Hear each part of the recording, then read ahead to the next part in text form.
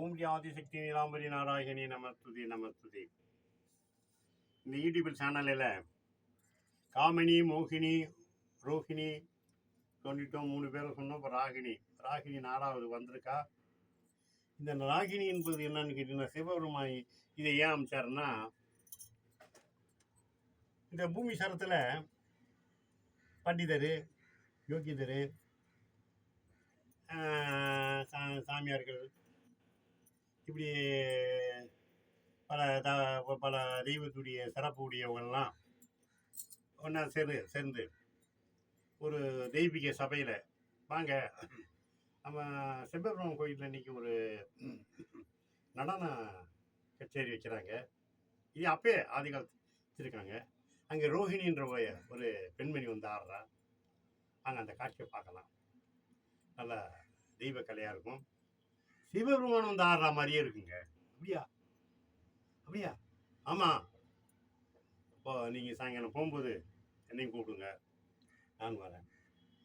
என்ன அவர் என்ன சொல்லிட்டு போகிறேன், என்ன நம்ம சிவபெருமான் கோயிலுன்னு அங்கே இன்னைக்கு சாயங்காலம் ரோஹிணின்ற ஒரு பெண்மணி வந்து ஆடுறாளாம் கச்சேரி.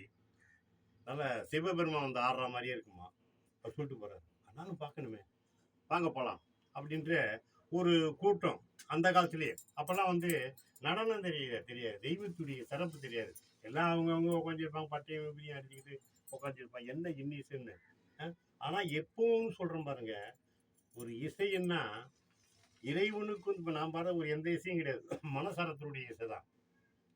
இந்த மனசரத்தை சொன்ன பார்த்தீங்களா, ஈசன் நான் உனக்கு என்ன நடக்கும் அவருக்கு அப்பயே தெரியும். இப்போ நான் என்ன பாடுறேன்னு அவருக்கு தெரியும், நான் பாடுறதுக்கு முன்னே தெரியும் இதுதான் பாட போகிறான்னு. அதுதான் முக்கியம். இது யாரும் சொல்ல முடியாது. கேட்குற வரான், நீ என்ன கேட்குற, என்னப்பா வரான் கேட்குறது சிவபெருமான் கேட்குறாரு. நீ கேட்குற அவருக்கு அப்போ தெரியும், நீ என்ன கேட்க போகிறன்னு தெரியும். இதனால் என்ன அழிவு உனக்கு வரப்போகுதுன்னு அவருக்கும் தெரியும். ஆனால் அது உனக்கு தெரியாது. இதுதான் இந்த ரோஹிணின்றது. இதுக்கு அமிச்சார். எதுக்கு அமிச்சாரு? இதுக்கு அமிச்சார். இந்த ரோஹிணி எதுக்கு அமிச்சாருன்னா இதுக்கு அமிச்சாரு. இந்த கலைகளை என்ன எல்லாமே பண்டிதர்லாம் சோக்கமாக அவர் தான் அந்த காலத்தில் பாருங்க, கண்ண முடியுதா அவர் சில இப்போ கூட சில கோயிலில் வந்து சில பேர் 2 கை இப்படி வச்சுக்குவாங்க, கண்ணமணின்னு இருப்பாங்க. அந்த நேரத்தில் ஒரு சலங்கை ஓடி போட்டோன்னா திரும்பி பார்த்தாங்கன்னா எல்லாத்தையும் மறந்துடுவோம். எல்லாத்தையும் அப்பேற்பட்ட ஒரு வல்லமை. அந்த வல்லமைக்கு தான் அந்த மனிதனுக்கு வந்து உணர்ப்பு இல்லைன்னா முடியாது. அதுன்னு சொல்கிறேன்.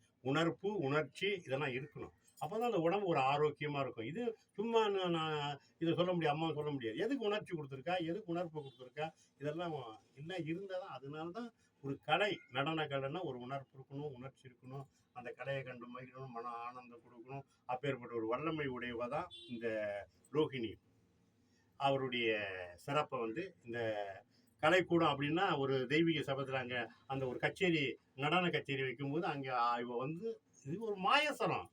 எப்படி ஒன்று எந்த உருவத்தில் வாரான்னு சொல்ல முடியாது. இந்த நடனத்தை வந்து அங்கே ஆடும்போது அவருடைய கலைகள் என்ன அப்படின்றது சிறப்பை இந்த ஒரு பாடலாக ஏற்படுத்தும்.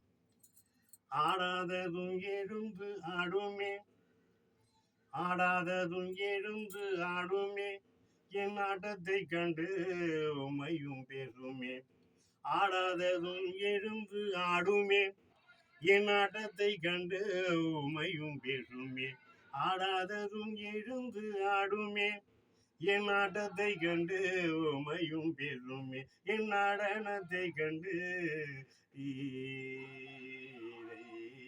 பாராயீஸ்வரனே, என் நடனத்தை கண்டு இதை பாராய் ஈஸ்வரனே. ஈஸ்வரனே ஈஸ்வரனே, ஆடாதும் எழுந்து ஆடுமே, ஆடாததும் எழுந்து ஆடுமே, என் ஆட்டத்தை கண்டு பேசாத உமையும் பேசுமே. என் நடனத்தை கண்டு இதை பாராயோ ஈஸ்வரனே, இதை பாராயோ ஈஸ்வரனே, இதை பாராயோ ஈஸ்வரனே. ரோகி ரோகிணி என்றாலே நாட்டிய பெண்களும் என்னுடன் ஆடாதே படுவாளே. ரோகிணி என்றாலே நாட்டிய பெண்களும் என்னுடன் ஆடாதே படுவாளே. ஈஸ்வரனே உன் பாதமே நான் பாடி மகிழ்வேனே. ரோகிணி ஈஸ்வரனே உன் பாதம் பாடி மகிழ்வேனே.